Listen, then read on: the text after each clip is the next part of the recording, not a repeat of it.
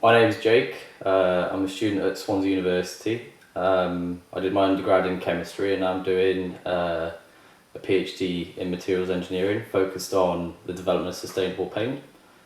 And yeah. That's good. Can you tell us about your studies and research related to sustainable paint? And do you see sustainable paint contributing to a more sustainable future? So I guess, how can I rephrase that actually? And do you see your research contributing to a more sustainable future? Yeah, so I'm looking at the overall paint formulation. So this specific formulation is designed for indoor use for the roof lining of like a supermarket or a food factory. And my role essentially is to see if I can make paints more sustainable, as traditionally all of the components are from fossil fuels. So I'm looking into resins specifically. So in a paint can you'll normally have a resin. It could be polyester, polyurethane, PVDF or PVC. So these are just umbrella terms for like the polymer resins. Like plastic? Yeah. So they're liquid plastics essentially. So you add cross-linkers or a hardener, you add pigments, you add solvents, and you give additives to give you like an extra aesthetic appeal and prevent corrosion. As this paint designed to go on steel. Right.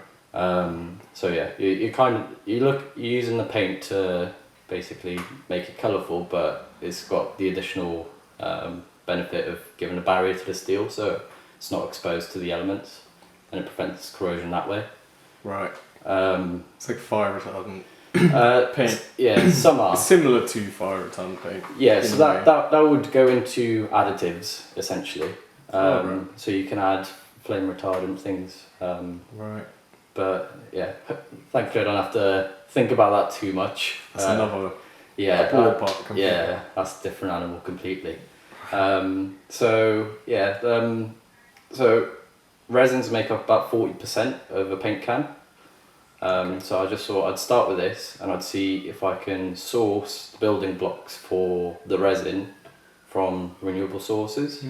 So looking at things like vegetable oils, sugars and starches. Ideally you want to be using like agricultural waste wood, so something that is, for example, like sawdust. Like and then offcuts and and then like the holy grail is recycled plastic. Right. So looking at for example plastic bottles, they could be recycled. You can do a similar thing for the resin where you get a plastic bottle and you chemically alter it to break it down to the individual parts, and then you react it again to give you a polymer resin which you can then put into a paint.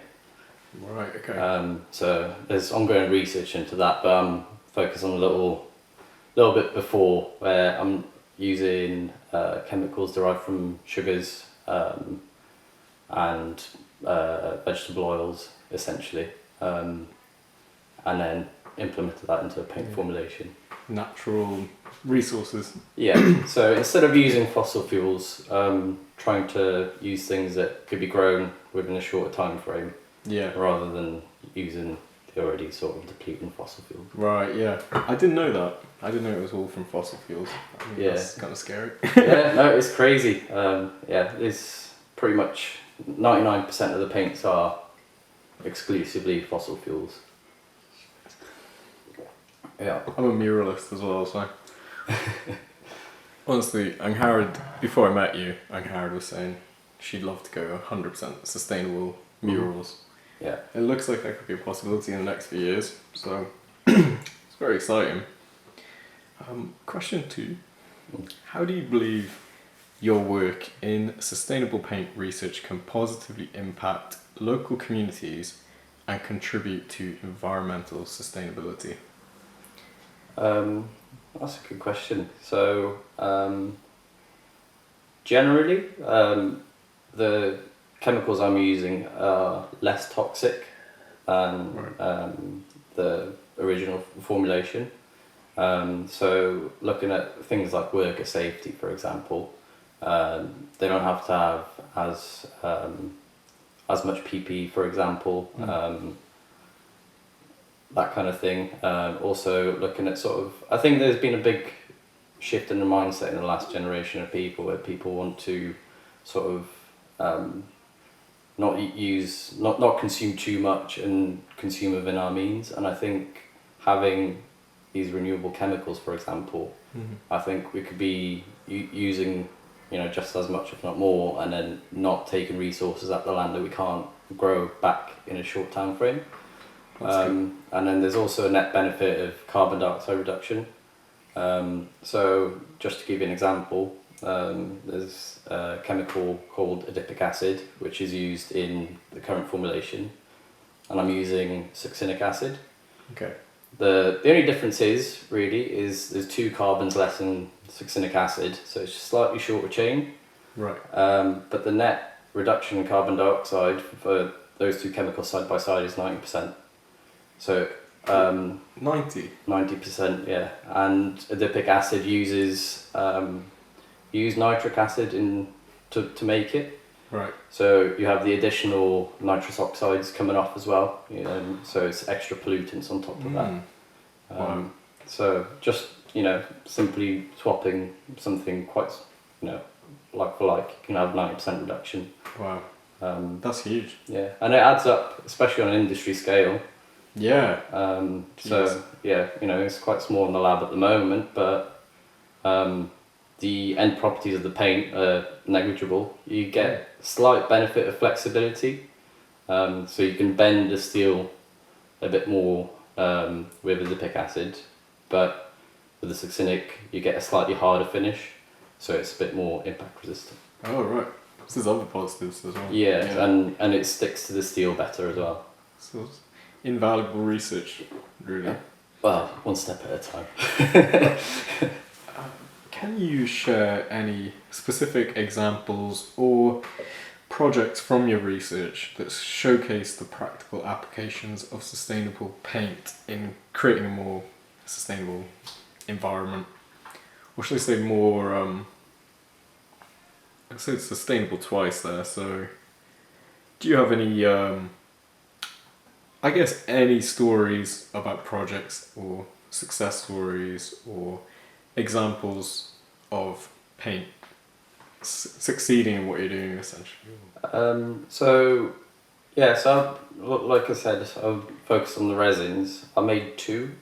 So my first resin had about 46% renewable content, and then my second one had about 30%. The problem with my first formulation was that the resin is dark coloured, and this is a white paint, so it kind of affected the final colour. It kind of came out magnolia coloured, and it was quite brittle as well, but I wanted to sort of aim high, see what kind of percent could be achievable. But I found that removing one of the components and balancing it with another, we had a nicer colour, so it could be implemented into a white paint. And then so it went into further testing. So we do things like accelerated weathering. So it's essentially a cabinet, and it shines UV light, goes through humidity and temperature cycles. Whoa. To try and simulate what it'd be like in an outdoor setting, for example. Yeah, over a longer, Yeah. like speeding up the process of erosion, essentially. Exactly. So I think 1,000 hours or 2,000 hours is the equivalent of like 1 or 2 years in an outdoor setting in Florida. Right. Okay. So they get much more UV light, so it's a bit more intense. It's not entirely accurate, but it gives you an idea of how and when a coating might degrade, for example. Yeah. So we do things like that. We do things like salt spray testing. So salts are again quite detrimental to coatings. Good for Swansea. Yeah, exactly. So we'd have a great testing site here. Yeah. But yeah, so the salt kind of gets into the coating, and then that's followed by water, and then you get bubbling formed, and then these bubbles eventually crack from the pressure underneath, and then you get flaking, and then you got microplastics going into the environment then. So it's kind of a catch-22, because you want to make the coating as durable as possible, but then when it does eventually fail, the really durable coatings you can't get rid of. Things like this PVDF, it's really good, but then because it's fluorine based, it's kind of like Teflon, similar kind of thing, where once it gets into the environment, it's horrific. So it's kind of a trade-off. You want to make it as good as possible, but biodegradable eventually, maybe. Striking a balance there. So the last question. Youth empowerment is a key aspect of International Youth Day. The theme is green skills for youth, as you know. How can your expertise in sustainable paint inspire other young individuals to get involved in environmental initiatives and adopt green skills? Okay. I think the first thing I'll say is it's a little bit more than watching paint dry. I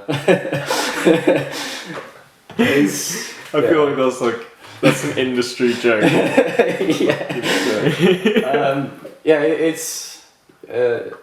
It's not something that I dreamt of doing when I was little. Don't get me wrong, but I think once you sort of look into these problems that are asked by industry, as there's more and more push from people, from architects as well, from big companies building, for example, these big warehouses. So they're all asking for example, either recycled content in these building materials or renewable content in these building materials. So I think everyone's more conscious, and I think, again, our generation, I think we are very conscious of the environment as well, and I think paint seems, it's always taken for granted, but if you look around, it's everywhere. So, I think if we can make these little steps, even if it's just 10%, 20%, I think overall on a big industry scale across the world, you can make a big difference. And be that, climate change, be that environment, you could support farming, for example. There's a lot of ways that I think sustainable paints will contribute to the world, and I think this is only just the beginning.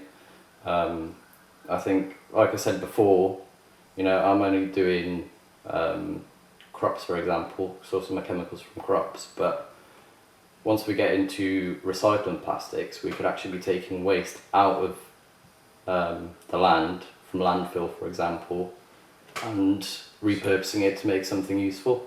So I think it's really important to obviously be conscious of how we could be more sustainable, but I think just throw yourself at these things, and you don't realise how much of a difference you could make if one of your ideas gets picked up, especially by industry.